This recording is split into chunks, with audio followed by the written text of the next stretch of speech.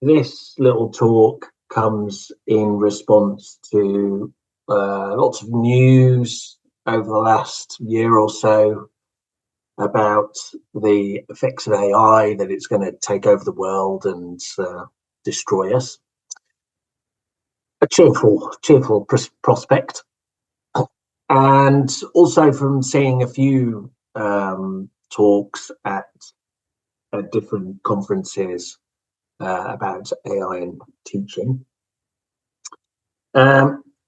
As being, I'm not an expert by any means in artificial intelligence. My expertise is entirely based on this book, which I read last year, or maybe the year before, actually. Artificial intelligence. I think of myself as a thinking human. So it's an interesting book. Gives an overview of the different aspects of artificial intelligence. And the main things I learned from it were really, I suppose, this difference between what's called narrow AI and general AI. So the narrow AI is basically what we are most familiar with. It's the idea that it basically takes an aggregate of things. You have a lot of human inputs. This is the other ways, the thing to remember about artificial intelligence.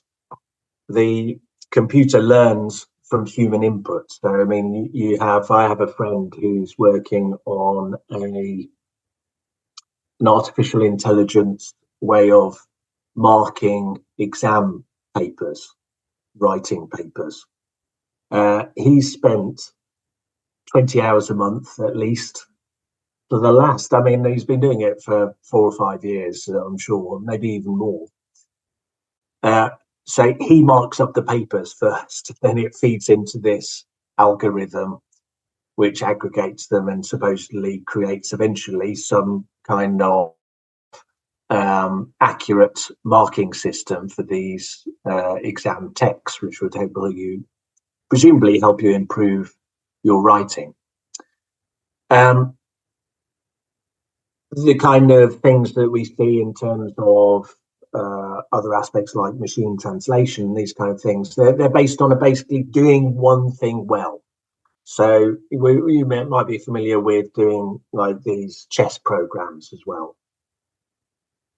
AI is definitely better than humans now in terms of doing chess, because it's taking one idea, one thing, which it can process through and do lots and lots of calculations, much more than we can do, and kind of creates this other thing. Whereas the general AI is something which is basically the idea that you're going to take over everything. They basically have human consciousness, human understanding, these kinds of things, that it can run, see, think, do all of these things faster, better than a human. And this seems to be pretty much not happening. So, or at least if it does happen, the idea was that it would take so much power, so much energy, that probably it couldn't do all of these things at the same time. And that's something to remember about any AI. You know, these things take a lot of energy. It's not often talked about technology, the drain on our resources, but it's huge. So if you kind of put that into its terms of teaching, I suppose, and the kind of language learning, what you could kind of define it between is, I've called it transcoding. Basically, I mean translating. I call it kind of transcoding because the point is that the computer doesn't understand the words.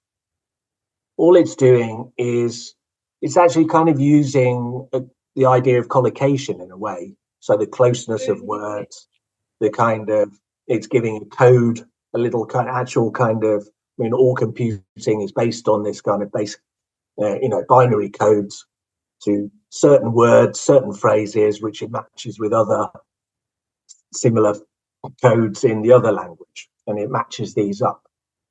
So, we can get a translation, an accurate translation of "can you put the kettle on?" But the point is, the computer doesn't understand what a kettle is, has no concept of what a kettle is, doesn't understand why we want to put the kettle on. There's no kind of embodiment, if you like. So it doesn't feel anything, doesn't see anything. So it's not processing this language in the way human does. It has no understanding. And interestingly, what happens when you use pronouns? So if we said, "Can you put it on?" That's when the translation actually breaks down, because often if you put that into Google Translate, "Can you put it on?" it would mean like putting a physical thing, like a jumper on, would be the basic translation, presumably because that's because it's more common. I don't know, in terms of its algorithm, and it's not in the sense of plugging something in and using electricity.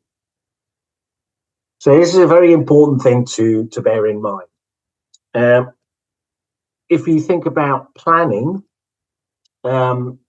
basically what it came from this is there are concerns. I mean, there was reassurance in the sense I felt a bit more human, and that I didn't feel like this whole kind of catastrophe of me being surpassed by all computers. But there remained lots of concerns, because there are going to be changes to working life. A lot of these weak AI, I mean, it's not weak, but it's in that sense, that narrow thing of doing one thing well, is going to take over lots of jobs, and or reduce the need for as many people in these things, and that could include teaching, I think. There are also security concerns. I won't go into those, but one of the things I would which kind of struck me, maybe you can see it in the actual picture. What you get are these kind of little kind of numbers given to each pixel within the picture, and in terms of face recognition, and a couple of things which are kind of typical of the problems of AI, which is that, as I said, all of these kind of narrow AI depend on people putting in input for the computer to learn. And as a result, it embeds the prejudices and that we have. So on a simple thing in terms of picture recognition, for example, they tend to work on white faces much more than black faces.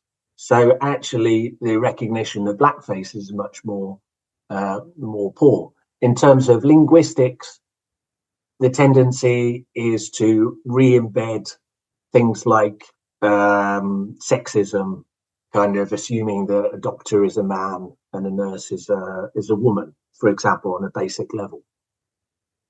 And so these things kind of often get embedded.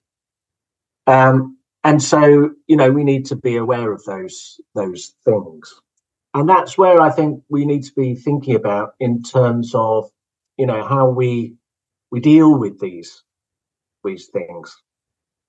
The bottom line for me is, if we're going to provide something which the AI doesn't, what we need to be focused on is very much on our humanity.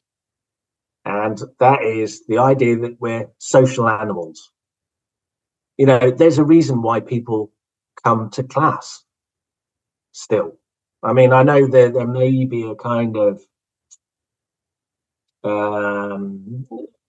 most people you might even say would want to have one-to-one teaching. But even then, it's one-to-one teaching with a person. Most of the time, actually, though, people are coming to class because they want to do these things with other people. It's the same reason why people still go to the cinema or to the theatre, rather than just watching it on their own in at home. We have this need for community. And within the classroom, and what goes with that social animals, is the need for interaction. And so we need to be focused on that kind of communicative, interactive need within our classrooms. We're not really interacting when we use these kind of conversations with a computer. And although they can get better within the context of, I think, especially kind of maybe functional language, it's not chat in the way that we actually do it as human beings. It still doesn't work like that. And there's a question whether it really can do, because chat develops in a kind of spontaneous and unplanned way, but also it depends on the actual personalities of the people in the class. They have personalities and understanding between those people, which again, the computer is not going to do. And then the last area, I think, is this connected with this idea of the kind of prejudices embedded within AI, is we do need to develop our critical thinking and keep that as a forefront within our classes. I think there's a danger sometimes of being too distrustful of everything that you see and kind of saying nothing is true anymore and kind of abandoning truth. But I think we do need to engage with what we're seeing, particularly through social media, and questioning it and having a discussion about it and being open in those discussions. And these are important things. I know it's difficult in this current climate for all kinds of reasons, but I think it makes it ever more important to have these discussions. So when it comes to like planning, I did kind of have a look. Maybe some of you have used this already. Maybe look to ChatGPT or something similar to plan a lesson or thinking about how you could go about it. And if we take these ideas, the thing we need to remember about ChatGPT is that it's still an aggregate of everything that has gone before. I mean, some people might call it plagiarism, and in fact, there have been, I think, some kind of questions and challenges. You're seeing it in the strike amongst actors and writers in Hollywood, for example, that they see it as basically plagiarism because they're taking your work to scrape it and put it together in new form. Sometimes there's holes actually. So that's one thing. I mean, we'll leave that apart, the fairness of it. But the more important, in a way, is that what it's doing is taking our traditions, our prejudices that have existed already. And what I would say is it does create a kind of reasonable outline of a lesson.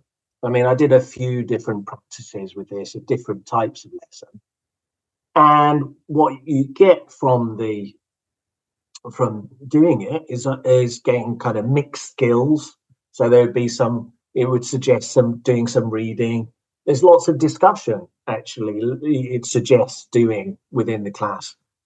There's a clear kind of, if there's some kind of input of language, they suggest some kind of practice with it. There are tasks which are around it. So it's not that it's bad, I mean, from that point of view.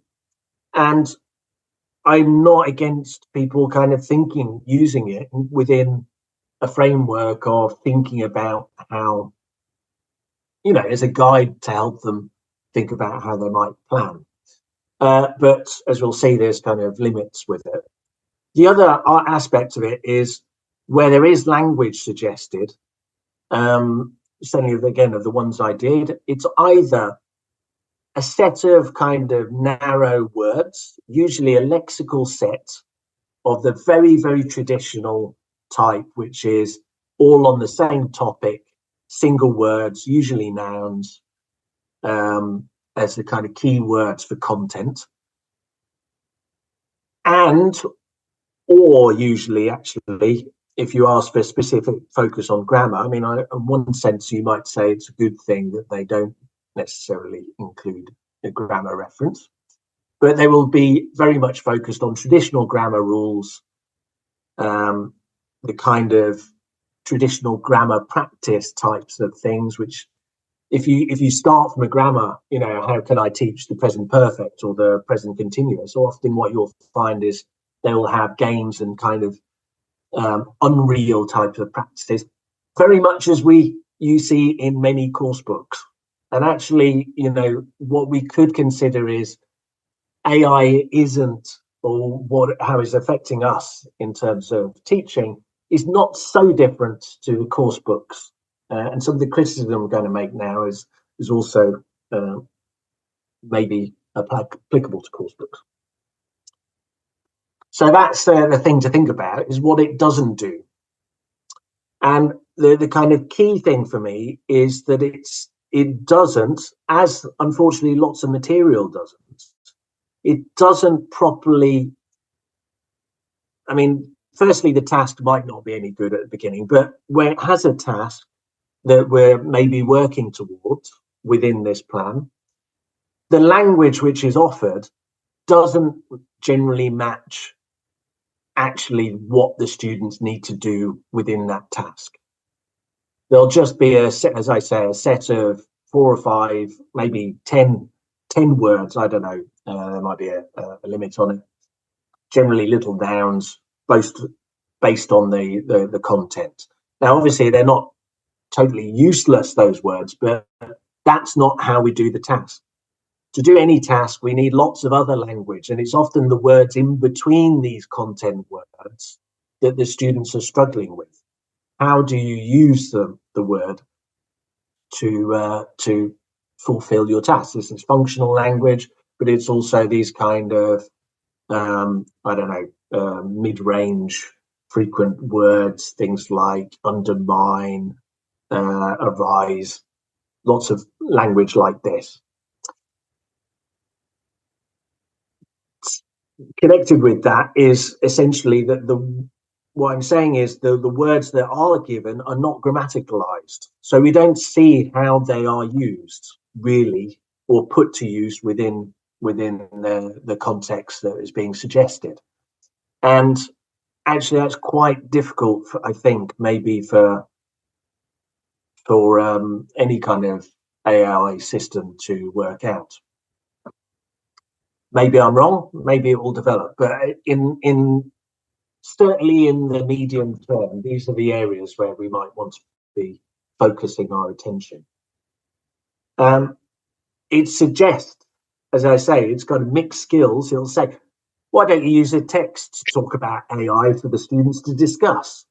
But it doesn't tell you what text to use. You'll still have to find that text. You have to think about the level, what your students know already. And this is another factor of it. Really, the teacher's knowledge of your class is still going to be better than an individual. You know, the AI is not going to manage all of these individual classes. You can't input everything you know about those students before you choose the text that you're going to use, that you know, because they're, you know, this student likes, I don't know, skiing, that student likes rock music. You can't kind of, as somebody is involved in AI, or you can't make use of all those aspects of the personalities of the people in the class to make your choices in terms of text and in the way you talk about these texts, more to the point.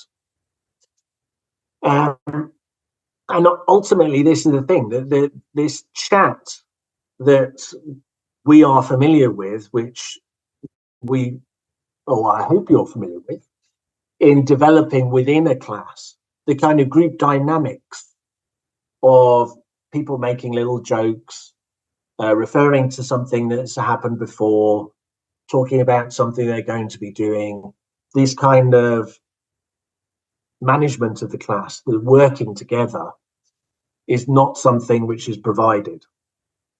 This is where the teacher needs to be focused.